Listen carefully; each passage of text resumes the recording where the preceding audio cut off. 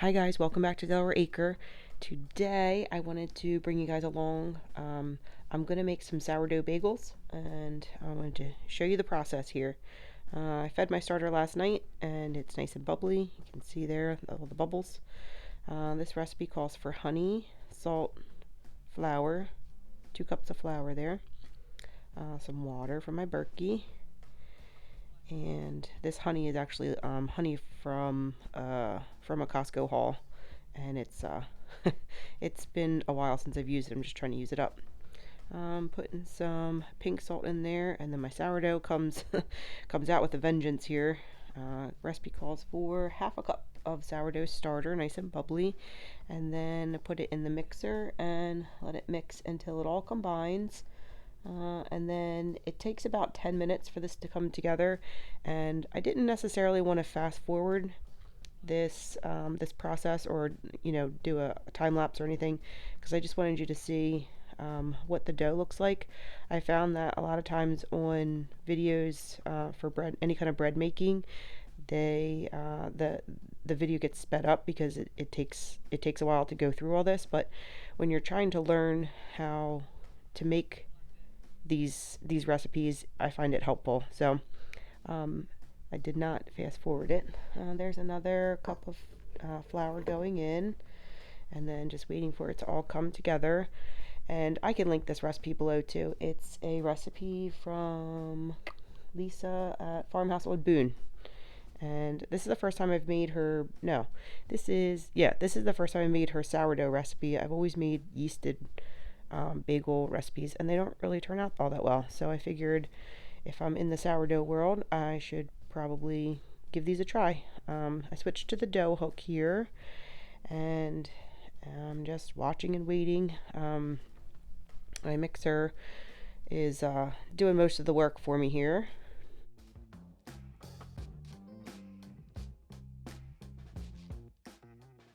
Okay, the dough hook is bringing all this dough together, and it's still kind of sticky, and I still have flour left to incorporate, so I'm putting some more in there. The recipe says takes about 10 minutes on low speed. Oh, to knead until it is smooth and pliable. So we're going to keep going here. This is not smooth or pliable. So I'm going to go ahead and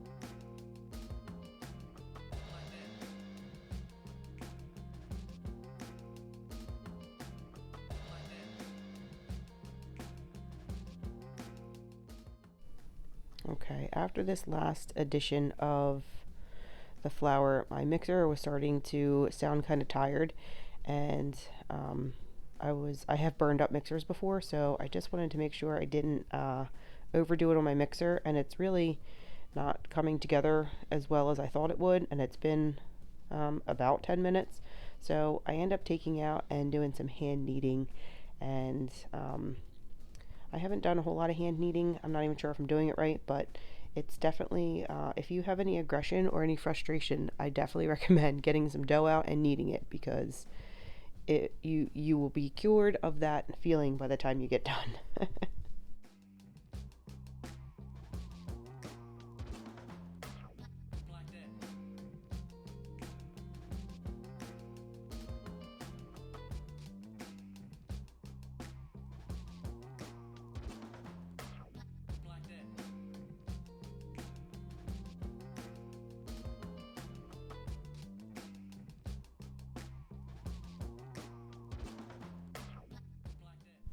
Okay, at this point the dough is soft and pliable. Oh, I kicked my camera there.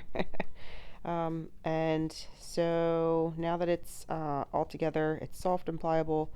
The recipe says to put it in a bowl and a wet tea towel over it and let it rest overnight.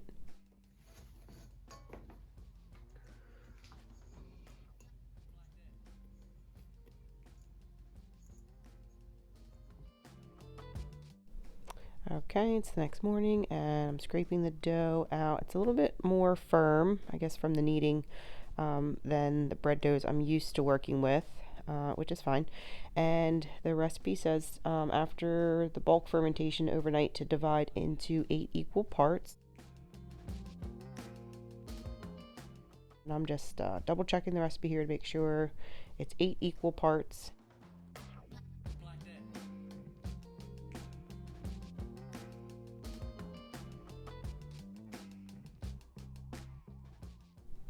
Once it's all divided up, I bring over my baking sheet and take each of these little triangle pieces and try to roll them into a ball. And the recipe says to just poke a hole through, and then I kind of stretch it out a little bit.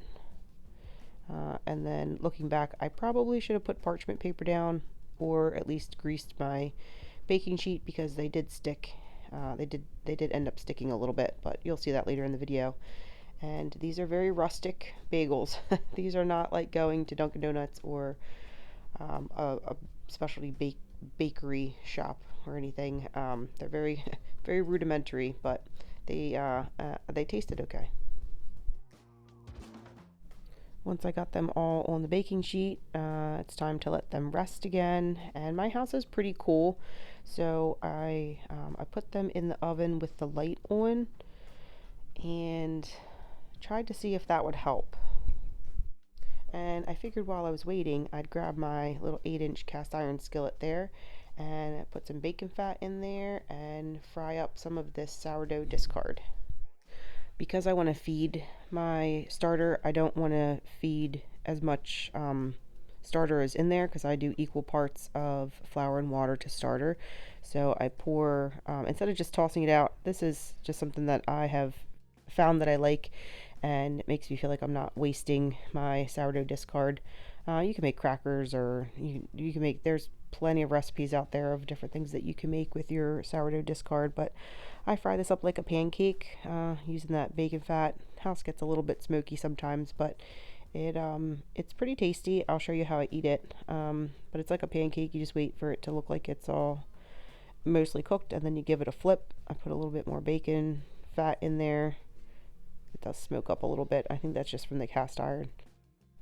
And when I'm done, because my house is so cold, I put the hot cast iron back in the oven and try to use it as like a radiant temperature to kind of increase the heat of the oven without having to turn it on to help those bagels rise. And here is my little fried pancake and my starter there. I like to top this with some cream cheese and then some everything bagel seasoning. It's pretty good. If you haven't tried it, I totally suggest you should. And then I'm going to clean up my mess because every time I shake that everything seasoning out, it goes everywhere. It doesn't matter how big the plate it is. Then I'm going to go ahead and feed my starter here, give it some flour and some water. Then I give it a good stir and make sure that I stir it in really well, make sure everything's incorporated. I try to scrape down the sides a little bit too. And then I put the lid back on loosely and the starter goes back in the fridge because I won't be doing any baking with this anytime soon. This little fried dough, I take a little piece of it, just give it a taste test. It's kind of hot still. It's very good. Back to check on the bagels to see if they've risen, and they've risen a little bit, not too puffy.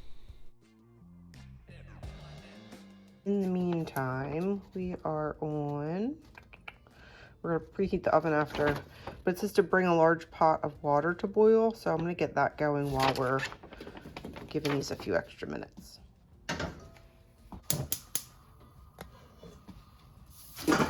Added to the water is supposed to be a tablespoon of baking soda and a tablespoon of sugar. So,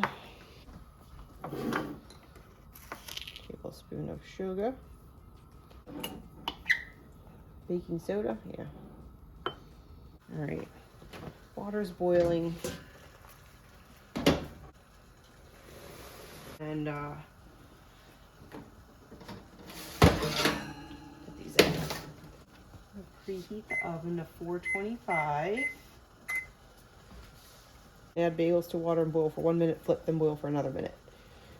Shake off excess water. Oh no, we're stuck. Let's get the first break down. Dang it.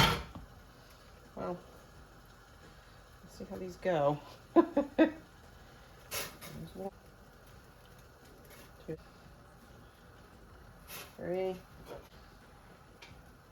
4. Flip them. Flip the first one first. Oh, these are going to be some rough looking bagels.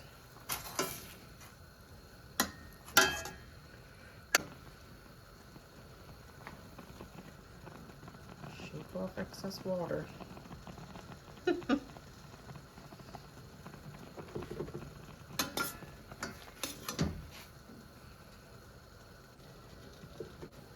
Into a triangle bagel.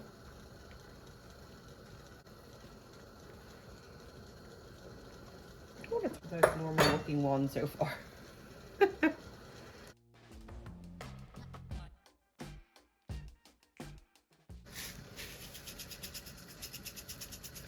Some everything.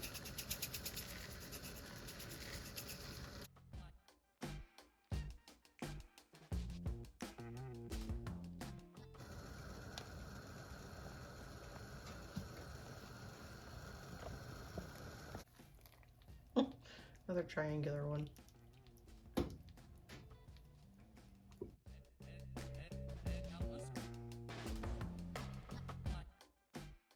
Just waiting for the temperature to come up, and then we'll put these in the oven. Okay guys, here's the bagels going in the oven, and then the bagels coming out of the oven. And they look a little dark because I walked up the street to get my son off the bus while they were in the oven and got completely sidetracked chatting with the neighbors. And I think they cooked a little bit too long, even though the timer had just gone off before I walked in the house. They're a little dark, but they're still chewy and they taste good. You try it? Okay, good.